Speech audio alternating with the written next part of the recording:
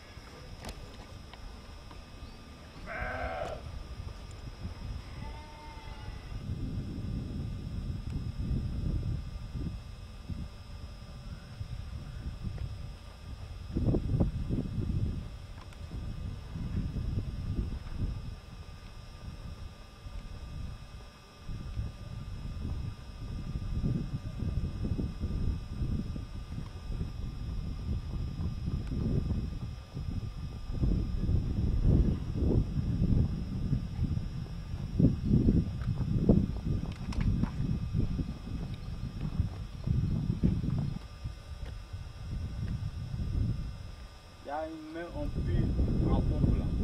À l'intérieur. C'est des réalisations de Wata. Tout ça, hein? C'est depuis le temps de Wata.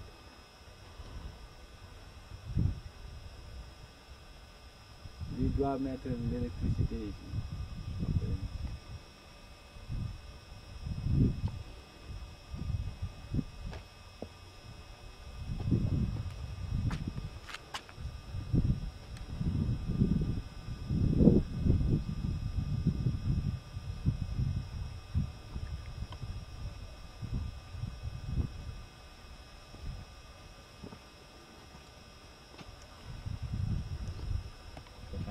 Oui. Mais les bœufs, c'est à l'intérieur. Les chèvres, ânes, sauvages, moutons, ânes, tout ça.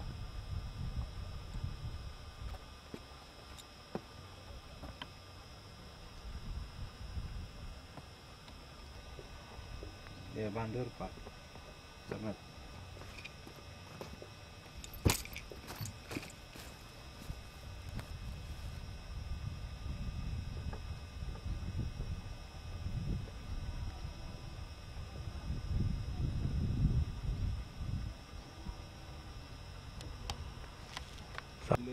La rizière, quoi.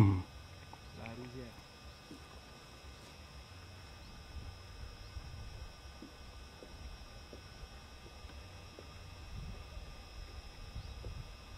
là où se trouvent les cailloux là, alignés. Oh, ouais. Sur les limites, quoi. Là-bas, c'est le barrage. Pour freiner l'eau, quoi.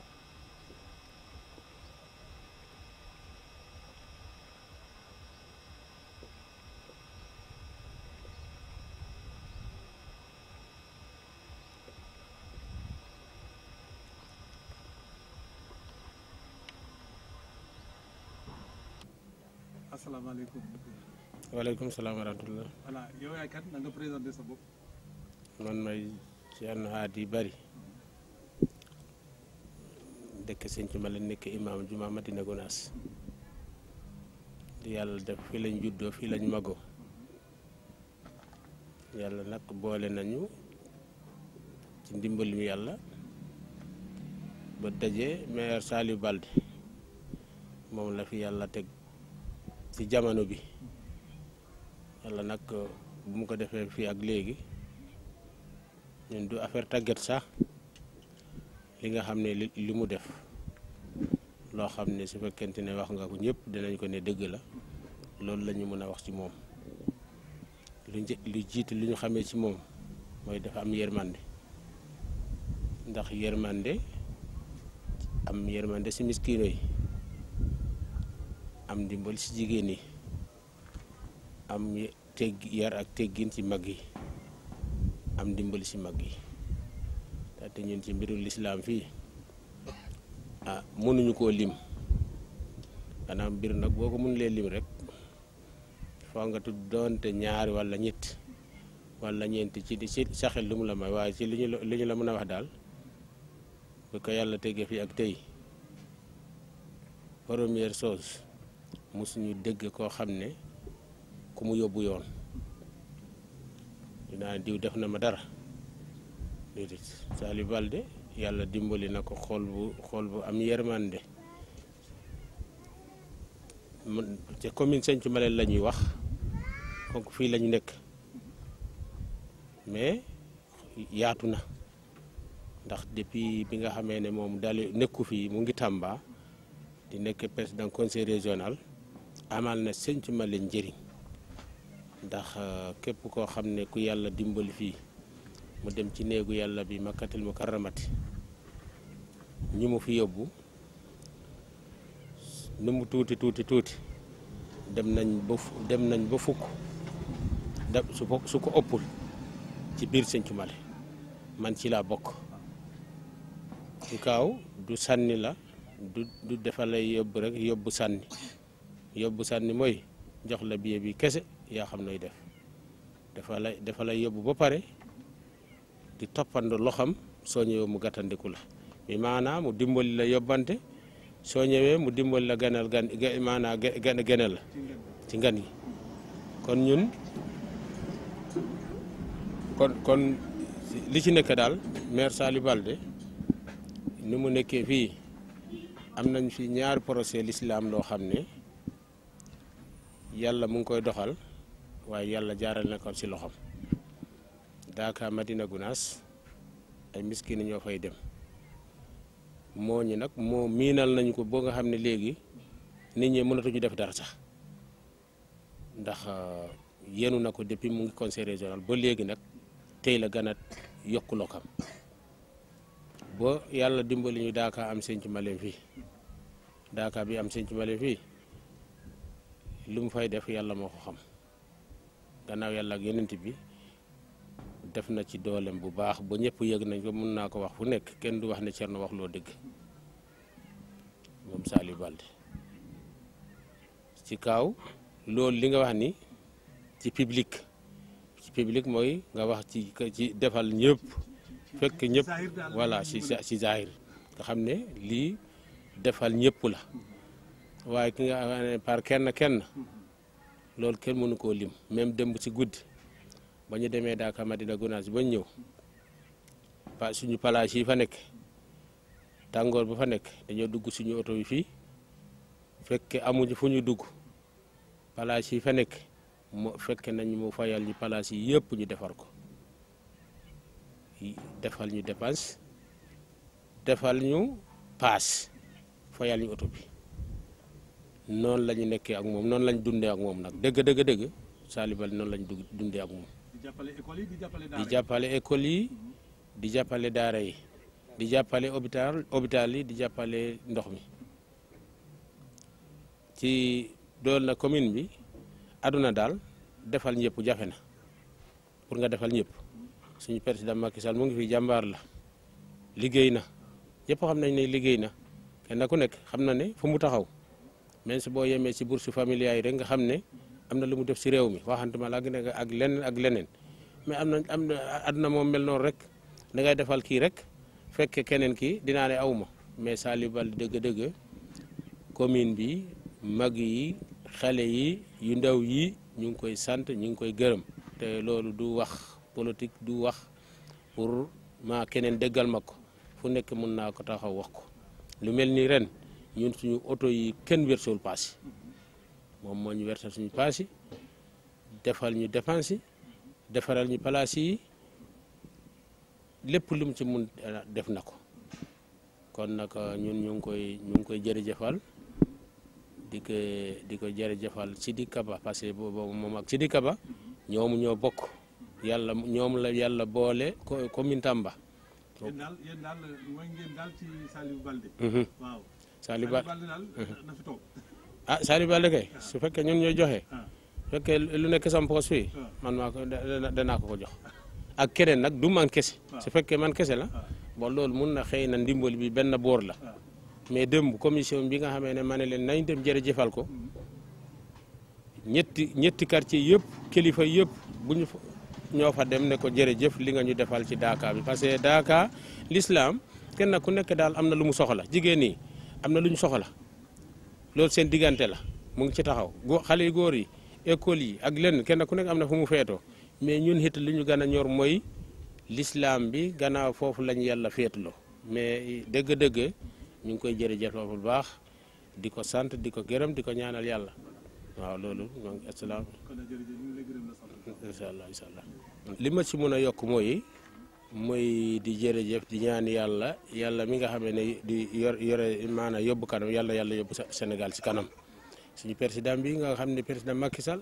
yàlla na ko yàlla yóbbu kanam ndaxte taxawaayam ñëpp gis nañ seen bopp ñaareel suñu ministre Sidi Kaba ñëw na Tamba liggéey na Tamba liggéey Tamba ñëpp bëgg nañ ci loolu ki nga xamee ne nag mooy meeram bi Saliou Baldé ki nga xamee ne moom moo toog Sinthiou Maleng di ñaani état bi di ñaani nguuru bi di ñaani président bi ak Sidi Kaba gannaaw ñoom it ñooy jiitu nañu gën a jàppale Saliou Baldé ndax lu muy def lu mu bëgg a def ci Sinthiou Maleng même démb li nga xamee ne dépensé na ko ci miskino kese mu ne Thierno Hady tey juróom fukki junni yëratu mati réel sa amu ko waaye fi yëpp joxe naa ko kon su fekkee nit ki bëgg na nekkal askan bi defal askan bi nekkal askan bi te Sinthiou Maleng xam nga ne commune la boo xam ne amul fu ñu jëlee ressource lu mu bëgg a def Sinthiou Maleng amul fu mu koy jëlee kon ñu ngi ñaan nguur bi di jaarale ko suñu ministre ku baax bi mooy Sidi Kaba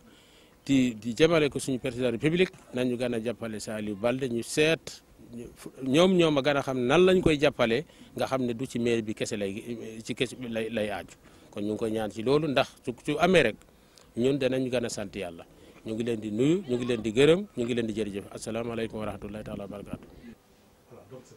Bonjour, monsieur le directeur, présentez-vous. Oui, moi je m'appelle Moussa Kamara. Je suis le directeur de l'école Sinthiou Malem 2 depuis 2011. Depuis 2011. Oui. Et en même temps, je suis le CODEC, c'est-à-dire le coordonnateur des directeurs et chargés d'école. Donc vous savez, la commune de Sinthiou Malem, la carte scolaire est divisée en pratiquement 3 parties. Il y a le CODEC de Sinthiou Malem, il y a le CODEC de Médina Maboubé, et de l'autre côté, il y a, je ne dis pas le CODEC, mais il y a une partie qui est rattachée à un autre CODEC, mais c'est la zone de Botou, quoi. Parce qu'on est un peu éloigné. C'est pourquoi on a fait ça. Oui. Alors, donc, présentez-nous un peu votre école. Bon, notre école, ça compte 6 cours. Oui. Et il y a 7 classes construites. Oui. Et il y a en même temps 6 maîtres qui enseignent français et un maître d'arabe. En même temps aussi, il y a un bloc sanitaire oui, un bloc sanitaire, oui, c'est ça. Bon, tout c'est pas au fil. Non. Alors, monsieur Kamal, l'éducation fait partie des compétences transférées aux collectivités territoriales. Alors, aujourd'hui, nous sommes dans la commune. Et qu'est-ce que la commune fait pour votre école? Ou qu'est-ce que la commune a fait pour votre école? Bon, quand vous parlez de la commune, vous parlez du maire. Oui. Donc vraiment, le maire, il fait beaucoup de choses à l'école. Donc, surtout sur le côté, sur les dotations, à chaque année, vraiment, il nous donne la dotation. En cahier, ardoise, craie, bic et autres. En même temps aussi, il nous construit des classes. Parce que depuis qu'il est là, il a construit 2 classes. Une classe à Saint-Madame 2, dont je suis le directeur, et une autre classe à Saint-Madame 3. Et un jour, bon là, moi je ne suis pas témoin, mais quand même, un directeur m'a dit qu'il a beaucoup aidé sur cet étalement, parce qu'il y avait beaucoup d'étalements qui étaient en mauvais état. C'est le mec qui l'a aidé à réparer cet étalement. Et en même temps aussi, quand il y a des examens, vous savez, l'entrée en 6e, on déplace les enseignants. À chaque fois que les enseignants viennent, la commission, vraiment, le maire aussi nous aide à les prendre en charge. Voilà, financièrement, quoi, vraiment. En même temps aussi, pour notre école, vraiment, lui, il dit que c'est lui le parent de notre école. C'est pourquoi parfois, il fait beaucoup de choses là-bas. Le seul problème, c'est que les temps passés, il y a un côté de notre mur qui s'est affaissé à cause de la pluie. Bon, il nous a aidé à... Moi, je ne dis pas aider, mais il nous a promis de refaire ça. Mais jusqu'à présent, je pense que vous essayez là-bas. Ça reste, à chaque fois je l'interpelle. Il me dit que vraiment, il n'y a pas encore les fonds qui sont disponibles. Mais je pense, Inch'Allah, qu'il le fera, Inch'Allah. Vraiment, il fait beaucoup pour l'école, et en même temps, lors de la rentrée des classes aussi, il nous avait promis qu'il va primer le meilleur enseignant, le meilleur directeur. Oui, c'est les promesses qu'il nous a faites. Oui, voilà, c'est ça. Est-ce que vous organisez souvent des journées d'excellence? Ou pas encore? Bon, pour le moment, on n'en a pas encore fait, mais c'est le département qui fait ça. Mais au niveau de la commune, on n'en a pas encore fait souvent, mais en tout cas... Vous cogitez? Mais bien sûr, on cogite sur ça, pour organiser des journées d'excellence, pour vraiment récompenser les meilleurs élèves. Et les meilleurs maîtres même, voilà. Parce que l'école, c'est les enseignants, les parents et la population. Oui. Alors, les parents d'élèves, est-ce qu'ils mettent la main à la pâte? Bon, parfois c'est un peu difficile avec les parents. Vous savez, souvent les parents, le problème c'est la DQ. Bon, quand on les interpelle, ils viennent, mais tant qu'on ne les interpelle pas, ils ne viennent pas. Souvent, il y a des problèmes sur ce côté. Mais quand même, si on les interpelle, parfois vraiment ils viennent nous aider. Voilà, c'est ça. Mais le maire, lui, il est acquis pour la cause de l'école. Vraiment, ça, comme je peux le dire, quoi. Vraiment, il fait beaucoup. Vraiment, à chaque fois qu'on l'interpelle, par exemple, souvent on fait, comment dire, la semaine de l'école de base, on l'interpelle. Il nous aide sur l'organisation. Bon, la même chose, nous avons quelque chose pour faire la semaine de l'école de base. À chaque fois qu'on a aussi des manifestations à faire, on l'interpelle. Il nous aide. Vraiment, hein? Vraiment, à chaque fois qu'on l'interpelle, tant bien que mal, c'est beaucoup, c'est peu, en tout cas, il fait quelque chose, vraiment. Oui, c'est ça. Ouais.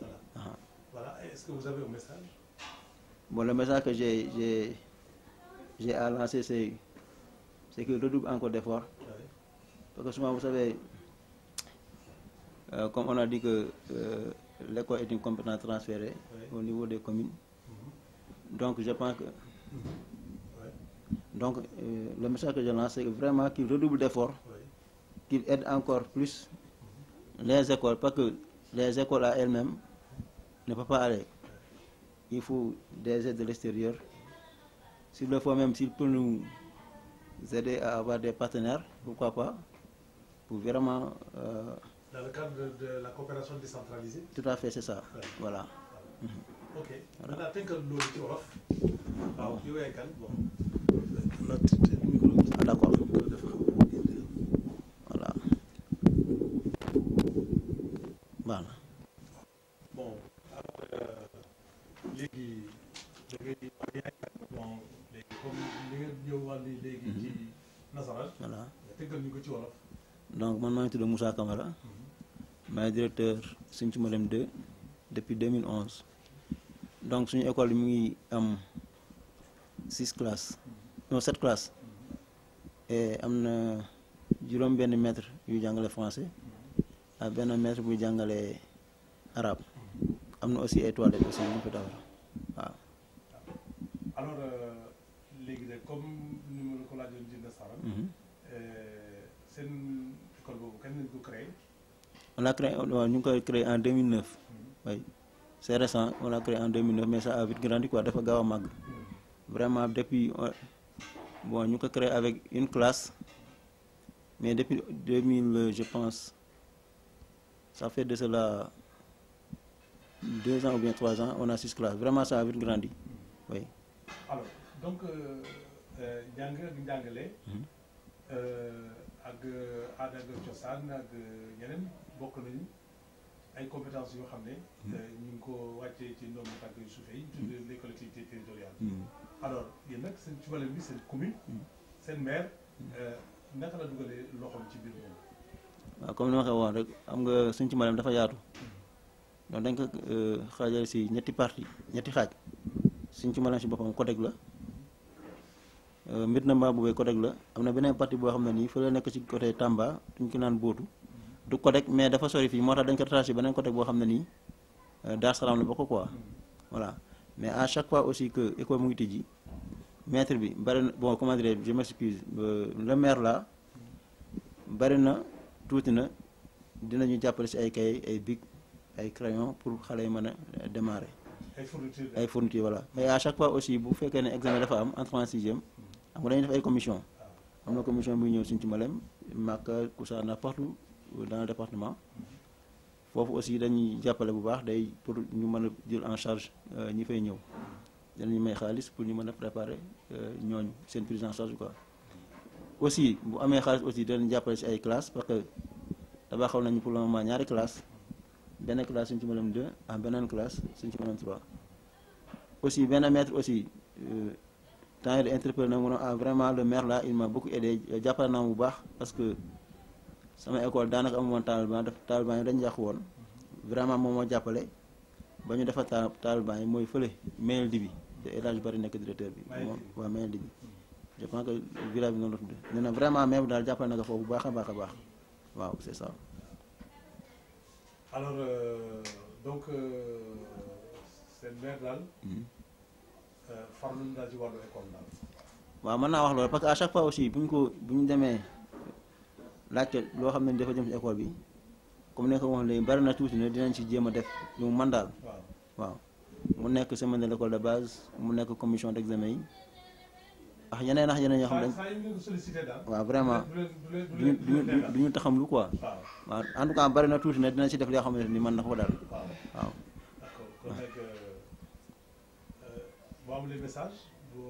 waaw comme ni ma ko waxoon léegi message bi aussi mooy gis nañu li muy def mais suñu sañoon aussi mu gën kaa yokk parce que vraiment école kese mënul dem te souvent parents yi aussi ils n'ont pas les moyens yi nga xamante ne nii mën nañu jëmale école bi kanam parents yi dañuy contribuer nag quand même mais daal maire bi si boppam bu ñu mënee jàppale aussi ñoom ay partenaires yoo xam ne dañuy jàppale pour école bi jëm kanam loolu aussi ñu ko si séntu quoi di ko si xaar. waaw vraiment daal il fait beaucoup pour l'école waaw c'est ça. voilà merci beaucoup.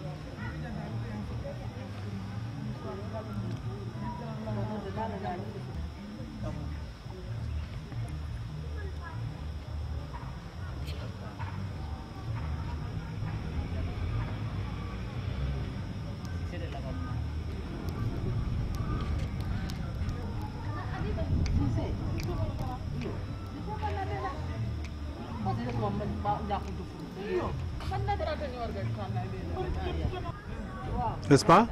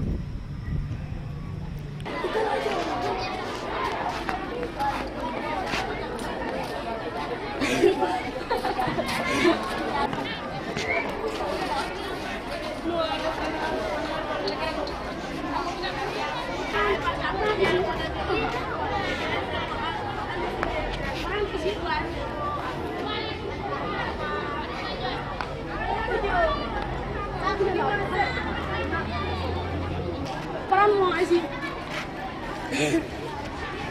Mon frère.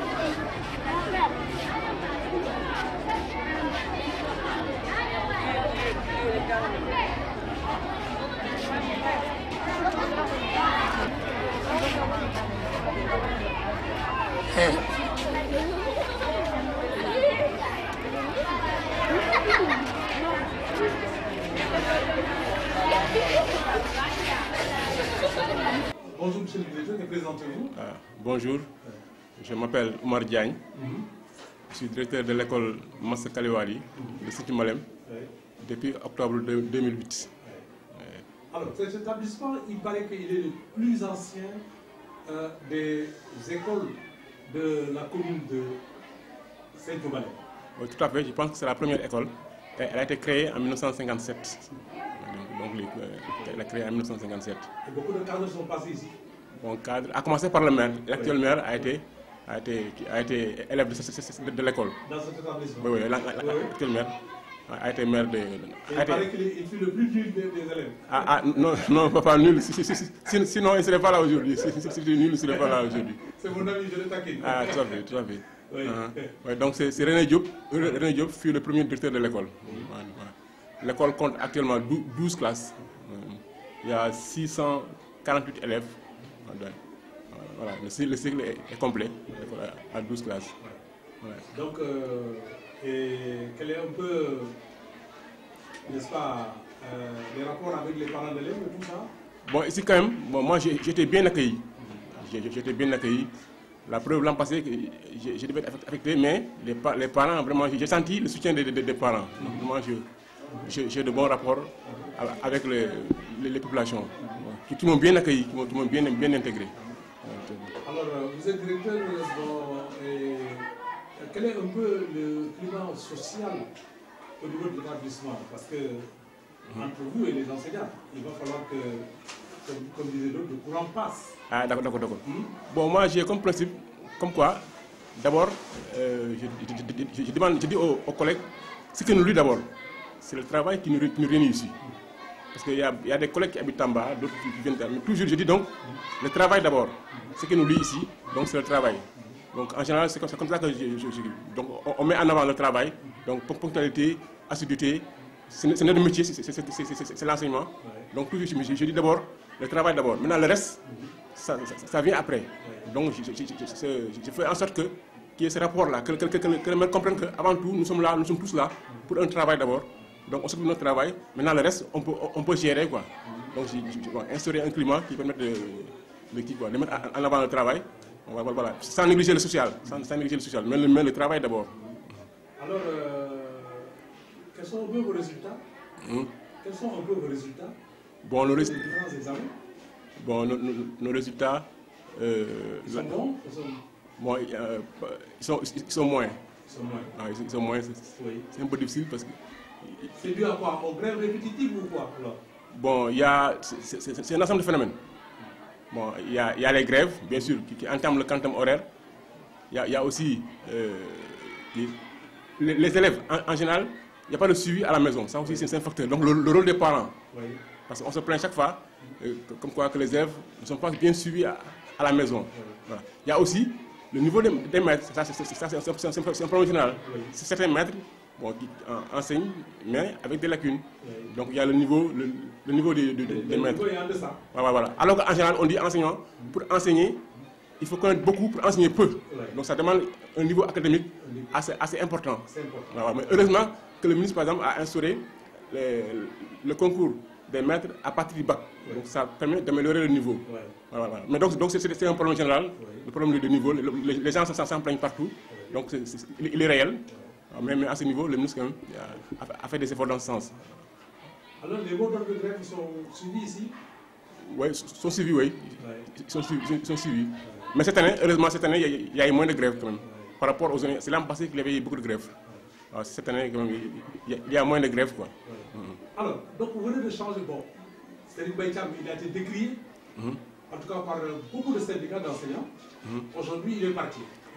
Bon, il y a un nouveau ministre qui s'est installé. Alors, qu'est-ce que vous attendez de lui? Bon, tout d'abord, nous remercions le Serigne Mbaye Thiam, parce que quand même, le ministre, c'est notre supérieur. Oui. Il est parti, vraiment, nous souhaitons que ça soit mieux pour lui. Oui. Il est notre ministre, donc notre supérieur. Oui. Donc pour ça, nous devons le respect. Le nouveau aussi, on nous souhaite la bienvenue. Oui. La bienvenue. Oui. Mais ce qu'on attend de lui, c'est vraiment aider, surtout moi, je vois les maîtres, les problèmes d'avancement, vraiment, ça pose des problèmes aux enseignants là. Oui. Donc il y a des problèmes qui sont là. Vraiment, nous comptons sur lui. Et les directeurs qui sont des intermédiaires sont agacés par ça. Voilà. On voit les collègues là qui se plaignent des lenteurs là. Alors que nous, nous les anciens, on a moins de problèmes par rapport à ça. Mais actuellement, le maître enseigne pendant des années, il n'avance pas pour des lenteurs administratives là. Ça peut frustrer quoi. Et cela a un impact négatif sur le travail des élèves. Donc nous, on lui souhaite la bienvenue. Alors, vous souhaiterez qu'il accélère la cadence? Voilà, tout à fait. Oui. Qu'il fasse plus que l'ancien ministre. Oui. Voilà. Alors, vous avez tous les syndicats d'enseignants ici représentés? Bon, c'est qu'il y a beaucoup de syndicats, donc on n'a pas tous les syndicats. On ne peut pas les séries. Mais il y en a quand même quelques-uns, quoi. Alors, maintenant, sachant que l'éducation est une compétence transférée aux collectivités territoriales, bon, vous êtes dans la commune de Sinthiou-Malem. Dites-nous, comment les choses se passent? Comment ça se passe? Bon, ça se passe, c'est que, comme vous l'avez dit, les compétences sont transférées. Oui. Mais en général aussi, c'est un problème général, les moyens ne suivent pas tellement. Donc les maires, souvent on a tendance à vouloir taper sur eux, mais en général ils n'ont pas toujours tous ces moyens. Et cela, nous on le ressent. On le ressent quoi. On ne sent pas l'appui que le maire peut nous accorder. Peut-être que les moyens ne suivent pas. Donc peut-être qu'il y a un problème à ce niveau. Mais le maire il est attentif au problème de l'école. Voilà. Par rapport à mon école, par exemple, nous, chaque année, par exemple, pour la venue de la commission d'examen, il prend en charge la commission d'examen. C'est-à-dire pour la restauration, voilà. Chaque année, c'est lui vraiment qui finance la restauration. Vraiment, à ce niveau, vraiment, il nous aide beaucoup. Voilà. Sinon aussi, bon, pour notre école, ils avaient promis un gardien. L'école est grande, elle a 12 classes. Ils avaient promis un gardien. Ils avaient aussi promis de réparer 3 salles. Il y a les 3 salles qui sont en face. Mais jusqu'à présent, Jusqu'à présent, on est dans l'attente. Oui. Bon, sinon, à part ça, c'est l'appui en fourniture. Mais ces fournitures, ça vient de l'État, ça passe par la mairie. Quoi.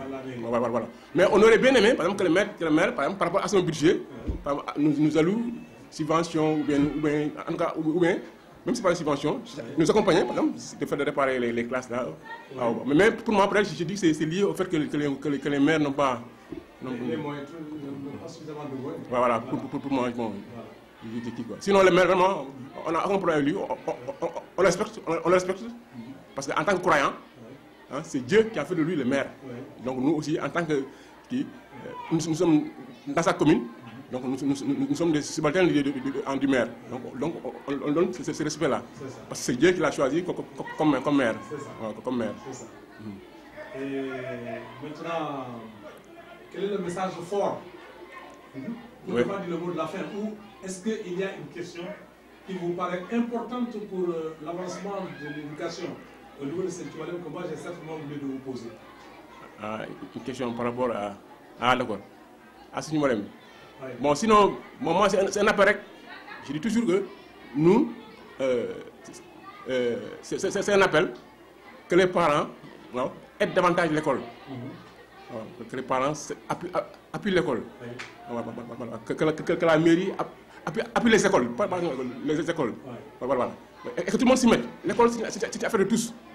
Affaire du directeur. Donc le directeur doit s'engager. Les maîtres, les parents, la mairie. Donc tout doit être l'affaire de tous. Chacun doit s'impliquer pour permettre à l'école d'avancer. Donc l'école, c'est l'affaire de tous. Doit être l'affaire de tous. Voilà. Si chacun en fait son affaire, voilà, je pense qu'on pourra avoir de meilleurs résultats. Donc, je crois que monsieur le directeur, je vous remercie d'avoir accepté cet entretien. C'est moi qui vous remercie. Merci beaucoup. C'est moi qui vous remercie. Merci. D'être venu jusque-là.